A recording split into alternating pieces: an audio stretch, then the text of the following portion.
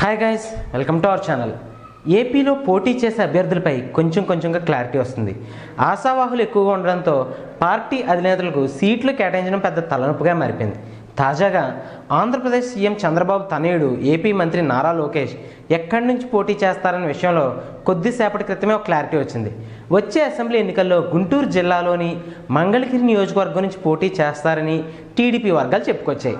మంగళగిరిలో టీడీపీ బలీయంగా ఉన్న నేపథ్యంలో లోకేష్ పోటీ చేస్తే విజయం నల్లేరుపై నడకలా మారుతుందని టీడీపీ అధిష్టానం గట్టిగా నమ్ముతుంది. ప్రస్తుతం మంగళగిరి టికెట్ను సిట్టింగ్ ఎమ్మెల్యే అయిన ఆళ్ల రామకృష్ణారెడ్డికే కేటాయించాలని వైసీపీ అధినేత జగన్ భావిస్తున్నట్లు ఆ పార్టీ వర్గాల్లో చర్చ సాగుతుంది. ఈ నేపథ్యంలో ఏకంగా నారా లోకేష్ మంగళగిరి నుంచి పోటీకి దిగడం ప్రాధాన్యత సంతరించుకుంది. తాజాగా లోకేష్ మొదటిసారి ప్రత్యక్ష ఎన్నికల్లో తొలిసారి దిగబోతున్న నేపథ్యంలో వైసీపీ పక్కా ఏర్పాట్లతో లోకేష్పై పోటీకి రంగంలోకి దిగాలని భావిస్తున్నారు. ప్రస్తుతం లోకేష్ తొలుత విశాఖలో భీమిలి నియోజకవర్గం నుంచి కానీ లేదా అనంతపురం జిల్లాలోని హిందూపురం నుంచి కానీ రంగంలోకి దిగుతారని ఇంతకుముందు వార్తలు వచ్చాయి. అయితే ఈ విషయంలో మనసు మార్చుకున్న లోకేష్ రాజధానికి సమీపంలో ఉన్న మంగళగిరి నియోజకవర్గాన్ని ఎంచుకున్నట్లు సమాచారం.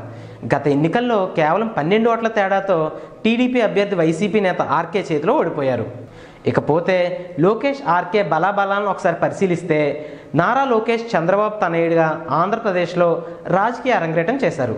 మొదట్లో టీడీపీ యువజన సంఘానికి అధ్యక్షుడిగా ఉండి ఆ తర్వాత ఎమ్మెల్సీగా ఎన్నికై ఎమ్మెల్సీ కోటాలో ఏపీ క్యాబినెట్లో స్థానాన్ని సంపాదించుకున్నాడు. లోకేష్ బాగా కలిసి వచ్చే అంశం ఏంటంటే సీఎం చంద్రబాబు కుమారుడైన ఒక సానుభూతి, అలాగే మంగళగిరిలో ప్రతినిత్యం అందరికీ అందుబాటులో ఉంటూ ప్రజలతో మమేకం అవ్వడమే లోకేష్కి ప్లస్ కాబోతుంది. ఇకపోతే అక్కడ వైసీపీ అభ్యర్థి ఆర్కేని కూడా అంత తక్కువగా అంచనా వేయడానికి ఏం లేదు. ఆర్కే వైసీపీలో ఒక కీలక నేతగా కొనసాగుతున్నాడు. అలాగే ఇటువంటి సమస్యనైనా కూడా తన అభిప్రాయాన్ని చెప్పే నేతగా ప్రజల్లో మంచి పేరు ఉంది. అలాగే ఆయన వెనుక జగన్ కూడా ఉన్నాడు. ఇకపోతే టీడీపీ ప్రభుత్వం ఉన్న సమయంలో కూడా నియోజకవర్గ ప్రజల కోసం ఎన్నో మంచి పనులు చేశాడు. ఇక రాజధాని ప్రాంతం కాబట్టి జనసేన కూడా ఇక్కడ బలమైన అభ్యర్థిని నిలబెట్టే ఆస్కారం ఉంది.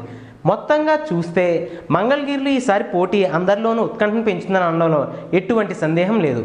మంగళగిరిలో ఏ జెండా ఎగురుతుందో తెలియాలి అంటే ఎన్నికలు అయ్యే వరకు వేచి చూడక తప్పదు మరి. సో మరింత ఇన్ఫర్మేషన్ కోసం అలాగే లేటెస్ట్ అప్డేట్స్ కోసం చూస్తూనే ఉండండి our channel. If you like the video, please like us and subscribe Tollywood Nagar.